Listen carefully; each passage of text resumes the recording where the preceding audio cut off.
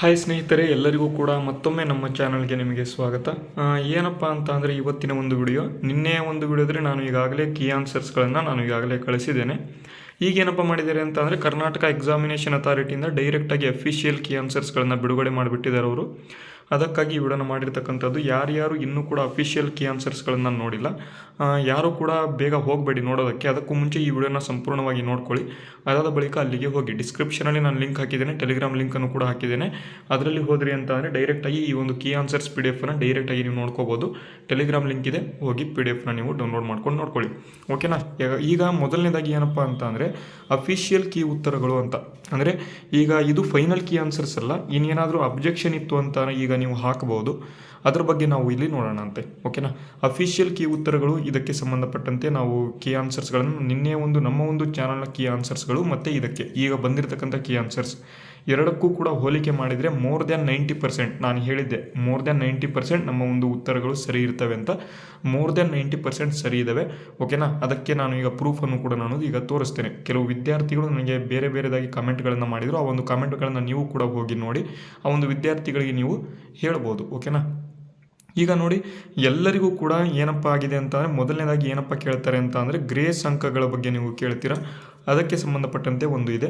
Next ಅತಿ ಹೆಚ್ಚು ಅಂಕ ಪಡೆದವರು ಮತ್ತು ಕಟ್ ಆಫ್ ಎಷ್ಟು ಬರ್ಬೋದು ಮತ್ತು SDA ಪರೀಕ್ಷೆ ಯಾವಾಗಂತ ನೋಡಿ. ನಿಮಗೆಲ್ಲರಿಗೂ ಕೂಡ ಗೊತ್ತಿದೆ. ಡೈರೆಕ್ಟಾಗಿ ಕೊನೆಯದಾಗಿ ನಾನು ಮೊದಲನೇದಕ್ಕೆ ಹೇಳಿಬಿಡ್ತೇನೆ. SDA ಪರೀಕ್ಷೆ 25ನೇ ತಾರೀಕು, ಈ ಒಂದು ಜನವರಿ 25ನೇ ತಾರೀಕಿನಂದು SDA ಪರೀಕ್ಷೆ ಇದೆ. ಅದಕ್ಕೆ ಯಾರ್ಯಾರು ಪ್ರಿಪ್ರೇಷನ್ ನಡೆಸ್ತಾ ಇದ್ದೀರಾ, ನಾನು ಈಗಾಗಲೇ ಕರ್ನಾಟಕ ಎಕ್ಸಾಮಿನೇಷನ್ ಅಥಾರಿಟಿಯಿಂದ ಏನು ಬಂದಿರತಕ್ಕಂಥ ಹಿಂದಿನ ಪ್ರಶ್ನೆ ಪತ್ರಿಕೆ ಒಂದು ಕ್ಲಾಸ್ಗಳನ್ನು ಈಗಾಗಲೇ ನಮ್ಮ ಒಂದು ಚಾನಲ್ನಲ್ಲಿ ಪ್ಲೇಲಿಸ್ಟ್ ಮುಖಾಂತರ ಕೊಟ್ಟಿದ್ದೇನೆ. ಎಕ್ಸಾಮಿನ್ ಕನ್ನಡ ಚಾನಲ್ ಅಂತ ನೀವು ಸರ್ಚ್ ಮಾಡಿಕೊಂಡು ನೀವು ಏನಾದರೂ KE ಎಕ್ಸಾಮ್ ಅಂತ ಸರ್ಚ್ ಮಾಡಿದರೆ ನಮ್ಮ ಪ್ಲೇಲಿಸ್ಟೇ ಮೇಲ್ ರ್ಯಾಂಕ್ ಆಗುತ್ತೆ. ನೀವು ಅದನ್ನು ನೋಡ್ಬೋದು. ಅದನ್ನು ಡಿಸ್ಕ್ರಿಪ್ಷನಲ್ಲೂ ಕೂಡ ನಾನು ಲಿಂಕ್ ಕೊಡ್ತೇನೆ, ನೀವು ನೋಡ್ಕೊಳ್ಳಿ. ಈಗ ಮೊದಲನೇದಾಗಿ ನೋಡಿ, ಅಫಿಷಿಯಲ್ ಕೀ ಆನ್ಸರ್ಗಳಲ್ಲಿ ಗ್ರೇಸ್ ಅಂಕಗಳು ಎಷ್ಟು ಬರ್ತವೆ ಅಂತ ನೀವು ಕೇಳ್ಬೋದು. ನೋಡಿ, ತುಂಬ ಇಂಪಾರ್ಟೆಂಟು. ಗ್ರೇಸ್ ಅಂಕಗಳು ಎಷ್ಟಪ್ಪ ಬರ್ತವೆ ಅಂತ ಅಂದರೆ ಎಲ್ಲರಿಗೂ ಕೂಡ ಒಂದು ಗ್ರೇಸ್ ಅಂಕ ಬಂದಿದೆ. ಆ ಒಂದು ಗ್ರೇಸ್ ಪ್ರಶ್ನೆಯನ್ನು ಕೂಡ ನಾನು ಮುಂದೆ ತೋರಿಸ್ಕೊಳ್ತಾ ಹೋಗ್ತೇನೆ. ಓಕೆನಾ. ನೆಕ್ಸ್ಟು ಅತಿ ಹೆಚ್ಚು ಅಂಕ ಪಡೆದವರು ಯಾರು ಅಂತ ನೀವು ಕೇಳ್ಬೋದು. ಇನ್ನೂ ಕೂಡ ಇದರ ಬಗ್ಗೆ ಸಂಪೂರ್ಣವಾಗಿ ನಮಗೆ ಗೊತ್ತಾಗೋದಿಲ್ಲ. ಯಾಕೆಂದರೆ ಅಫಿಷಿಯಲ್ ಕೀ ಆನ್ಸರ್ಸ್ಗಳನ್ನ ಈಗ ಬಿಟ್ಟಿರೋ ಕಾರಣದಿಂದಾಗಿ ನಿಮ್ಮ ಅಂಕಗಳನ್ನ ನೀವು ಈ ಒಂದು ವಿಡಿಯೋದ ಒಂದು ಕಾಮೆಂಟ್ ಬಾಕ್ಸ್ ಮೂಲಕ ನೀವೇನಾದರೂ ತಿಳಿಸಿರಿ ಅಂತ ಅಂದರೆ ನಾವೇನಪ್ಪ ಮಾಡ್ತೇವೆ ಅಂತಂದರೆ ಕಟ್ ಆಫ್ ಎಷ್ಟಕ್ಕೆ ನಿಲ್ಬೋದು ಅದಕ್ಕೆ ಸಂಬಂಧಪಟ್ಟಂತೆ ಒಂದು ವಿಡಿಯೋನ ನಾನು ನಿಮಗೆ ಕೊಡುವಂಥ ಒಂದು ಪ್ರಯತ್ನವನ್ನು ಮಾಡ್ತೇನೆ. ಕಟ್ ಆಫ್ ಅಂಕ ನೀವು ಕೇಳ್ಬೋದು, ಕಟ್ ಆಫ್ ಎಷ್ಟಕ್ಕೆ ನಿಲ್ಬೋದು ಮತ್ತು ಗ್ರೇಸ್ ಅಂಕ ಆದಮೇಲೆ ಫೈನಲ್ ಕೀ ಆನ್ಸರ್ಸ್ ಆದಮೇಲೆ ಎಷ್ಟಕ್ಕೆ ನಿಲ್ಬೋದು, ಎಷ್ಟಕ್ಕೆ ನಿಂತರೆ ನಮ್ಮ ಒಂದು ಎಷ್ಟು ಸ್ಕೋರ್ ಬಂದರೆ ನಾವು ಸೇಫ್ ಇರ್ತೀವಿ, ಅವೆಲ್ಲವನ್ನು ಕೂಡ ನಾನು ಒಂದು ವಿಡಿಯೋದಲ್ಲಿ ನಿಮಗೆ ಮಾಹಿತಿಗಳನ್ನು ತಿಳಿಸ್ತೇನೆ. ಓಕೆನಾ. ಈ ಒಂದು ಗ್ರೇಸ್ ಅಂಕಕ್ಕೆ ಸಂಬಂಧಪಟ್ಟಂತೆ ಒಂದು ಗ್ರೇಸ್ ಅಂಕ ಬಂದಿದೆ. ಎಲ್ಲರಿಗೂ ಕೂಡ ಒಂದು ಗ್ರೇಸ್ ಪ್ರಶ್ನೆಯನ್ನು ಕೂಡ ನೋಡೋಣ. ಅದಾದ ಬಳಿಕ ಇನ್ನೊಂದೇನಪ್ಪ ಅಂತ ಅಂದರೆ ಈಗ ಇಂಪಾರ್ಟೆಂಟಾಗಿ ಈ ಒಂದು ನಮ್ಮ ಒಂದು ಕೀ ಆನ್ಸರ್ಸ್ಗಳು ಇದ್ದವು. ಅದರಲ್ಲಿ ಯಾವ್ಯಾವ ಒಂದು ಕ್ವಶನ್ಸ್ಗಳು ತಪ್ಪಿದ್ದು ಅದಕ್ಕೆ ಸಂಬಂಧಪಟ್ಟಂತೆ ನಾನು ಹೇಳಿಬಿಡ್ತೇನೆ ಯಾವ ಪ್ರಶ್ನೆಗಳು ತಪ್ಪಿದ್ವು ಅಂತ. ಆ ಒಂದು ಅಫಿಷಿಯಲ್ ಕೀ ಆನ್ಸರ್ ಮುಖಾಂತರ ಆ ಒಂದು ಸರಿಯಾದ ಉತ್ತರವನ್ನು ನಾನು ಮೊದಲನೇದಾಗಿ ನಿಮಗೆ ತಿಳಿಸ್ಬಿಡ್ತೇನೆ. ಯಾಕೆಂದರೆ ತುಂಬ ಜನ ಇಲ್ಲಿ ಆಸ್ಪಿರೆಂಟ್ಸ್ಗಳು ತುಂಬ ಅತಿ ಮುಖ್ಯವಾಗಿ ಹೆಚ್ಚು ಜನ ಅಫಿಷಿಯಲ್ ಅಂದರೆ ತುಂಬ ಟಾರ್ಗೆಟೆಡ್ ಆಸ್ಪಿರೆಂಟ್ಸ್ ಇರ್ತೀರಾ ಮತ್ತು ಸೀರಿಯಸ್ ಆಗಿ ಓದ್ತಾ ಇರ್ತಕ್ಕಂಥ ಆಸ್ಪಿರೆಂಟ್ಸ್ ಇರ್ತೀರಾ, ಅವರಿಗಾಗಿ ಯೂಸ್ ಆಗಲಿ ಅಂತ ನಾನು ಹೇಳಿಬಿಡ್ತೇನೆ. ಯಾಕೆಂದರೆ ನಮ್ಮ ಕಡೆಯಿಂದನೂ ಕೂಡ 2ರಿಂದ 3 ಕ್ವಶನ್ಸು ಅಥವಾ 5 ಕ್ವಶನ್ಸು ತಪ್ಪಾಗಿರ್ತವೆ. ಅದನ್ನು ಕೂಡ ನಾನು ಹೇಳುವಂಥ ಒಂದು ಪ್ರಯತ್ನನ ನಾನು ಮಾಡಬೇಕು. ನಮ್ಮ ಒಂದು ತಪ್ಪುಗಳನ್ನು ನಾವು ಕೂಡ ತಿದ್ದುಕೊಂಡ್ರೆ ನಿಮಗೆ ಏನಪ್ಪ ಆಗುತ್ತೆ ಅಂತ ಅಂದರೆ ನಮ್ಮ ಒಂದು ಚಾನಲ್ ಮೇಲೆ ನಿಮಗೆ ಫೇತ್ ಸಿಗುತ್ತೆ ಅಂತ ಹೇಳ್ತಾ ಬನ್ನಿ ಈಗ ಡೈರೆಕ್ಟಾಗಿ ನಾವು ತಪ್ಪು ಉತ್ತರಗಳನ್ನ ನೋಡ್ಕೊಂಬೋಣ. ಅದಾದ ಬಳಿಕ ನಾವು ಏನಪ್ಪ ಮಾಡೋಣ ಅಂತ ಅಂದರೆ ಈ ಒಂದು ಕೀ ಆನ್ಸರ್ಸ್ PDF ನೋಡೋಣ. ನೋಡಿ ಸ್ಪರ್ಧಾರ್ಥಿಗಳೇ, ನಾನು ಈಗಾಗಲೇ ಮತ್ತೆ ಇನ್ನೊಂದ್ಸಲಿ ನಮ್ಮ ಒಂದು ಪೇಪರ್ ನಾವು C1 ಸೀರೀಸನ್ನು ನೋಡಿದ್ವಿ, ಆ ಒಂದು ಪೇಪರನ್ನು ನೋಡ್ಕೊಳ್ತಾ ಬರ್ತೇನೆ. ಮೊದಲನೇದಾಗಿ ತಪ್ಪು ಉತ್ತರ ಯಾವುದಪ್ಪ ಅಂತ ಅಂದರೆ 16ನೇ ಕ್ವಶನ್ ಒಂದು ನಮ್ಮ ಒಂದು ಚಾನಲ್ನಲ್ಲಿ ನಾನು ತರಗತಿಯಲ್ಲಿ ಹೇಳಿದ್ದೆ, ಆ ಒಂದು ಇದರಲ್ಲಿ ತಪ್ಪಿದೆ. ಆ ಒಂದು ಕ್ವಶನನ್ನು ಈಗ ನೋಡೋಣ. 16ನೇ ಪ್ರಶ್ನೆ ಏನಿದೆ ಅಂತ. ಏನಪ್ಪ ಇದೆ 16ನೇ ಪ್ರಶ್ನೆ ಅಂದರೆ ಇದು ನೋಡಿ, ಲಕ್ಷದ್ವೀಪ ಸಮೂಹದಲ್ಲಿರುವ ಯಾವ ದ್ವೀಪವನ್ನು ಭಾರತ ಸರ್ಕಾರವು ಇತ್ತೀಚೆಗೆ ರಕ್ಷಣಾ ಮತ್ತು ಕಾರ್ಯತಂತ್ರದ ಉದ್ದೇಶಗಳಿಂದಾಗಿ ಸ್ವಾಧೀನಪಡಿಸಿಕೊಳ್ಳಲು ಕೆಲವು ಕ್ರಮಗಳನ್ನು ಪ್ರಾರಂಭ ಮಾಡಿದೆ ಅಂತ. ಇಲ್ಲಿ ನಾವು ಏನಪ್ಪ ಹೇಳಿದ್ವಿ ಅಂತ ಅಂದರೆ ಮಿನಿಕಾಯ್ ದ್ವೀಪ ಅಂತ ಹೇಳಿದ್ವಿ. ಇಲ್ಲಿ ಬಿಟ್ರಾ ದ್ವೀಪ ಅಂತ ಅವರು ಕೊಟ್ಟಿದ್ದಾರೆ. ಆಪ್ಷನ್ 2 ಇಲ್ಲಿ ಸರಿಯಾದ ಉತ್ತರ ಆಗ್ತದೆ. ಅದಾದ ಬಳಿಕ 17ನೇ ಪ್ರಶ್ನೆ, ಇದಕ್ಕೆ ಸಂಬಂಧಪಟ್ಟಂತೆ ಸರಿಯಾದ ಉತ್ತರ ಇಲ್ಲಿ ಆಪ್ಷನ್ A, 1, A, B ಮತ್ತು D ಇವು 3 ಸರಿಯಾಗಿರ್ತವೆ. ಅದಕ್ಕಾಗಿ ಇದಕ್ಕೂ ಕೂಡ ಆಪ್ಷನ್ 1 ಸರಿಯಾದ ಉತ್ತರ. ನೆಕ್ಸ್ಟು 18ನೇ ಪ್ರಶ್ನೆ ಸರಿ ಇದೆ. ನೆಕ್ಸ್ಟು 20ನೇ ಪ್ರಶ್ನೆ ನಮ್ಮ ಒಂದು ಚಾನಲ್ನಿಂದ ತಪ್ಪಾಗಿರ್ತಕ್ಕಂಥ 20ನೇ ಪ್ರಶ್ನೆ ನೋಡಿ, 71st ನ್ಯಾಷನಲ್ ಫಿಲ್ಮ್ ಅವಾರ್ಡ್ಸ್ ಇದಕ್ಕೆ ಸರಿಯಾದ ಉತ್ತರ ಇಲ್ಲಿ ಆಪ್ಷನ್ 1 ಆಗುತ್ತೆ. A4, B2, C3, D1 ಅಂತ. ನೆಕ್ಸ್ಟು ಅದಾದ ಬಳಿಕ ಗ್ರೇಸ್ ಕ್ವಶನ್ಸ್ ಕೇಳ್ತಾ ಇದ್ರಿ. ಗ್ರೇಸ್ ಕ್ವಶನ್ಸ್ ನೋಡಿ 21ನೇ ಪ್ರಶ್ನೆ. ಈ ಒಂದು 21ನೇ ಪ್ರಶ್ನೆ ಎಲ್ಲರಿಗೂ ಕೂಡ ಗ್ರೇಸ್ ಬಂದಿದೆ. ಒಂದೇ ಕರ್ನಾಟಕ ಈ ಒಂದು ಪ್ರಶ್ನೆ ಏನಿದೆ ಎಲ್ಲರಿಗೂ ಕೂಡ ಗ್ರೇಸ್ ಬಂದಿದೆ. ಅದಕ್ಕೆ ನೀವು ಗ್ರೇಸ್ ಅಂತ ಕೇಳ್ತೀರಾ, ಅದಕ್ಕಾಗಿ ಪ್ರಶ್ನೆಯನ್ನು ತಂದಿದ್ದೇನೆ.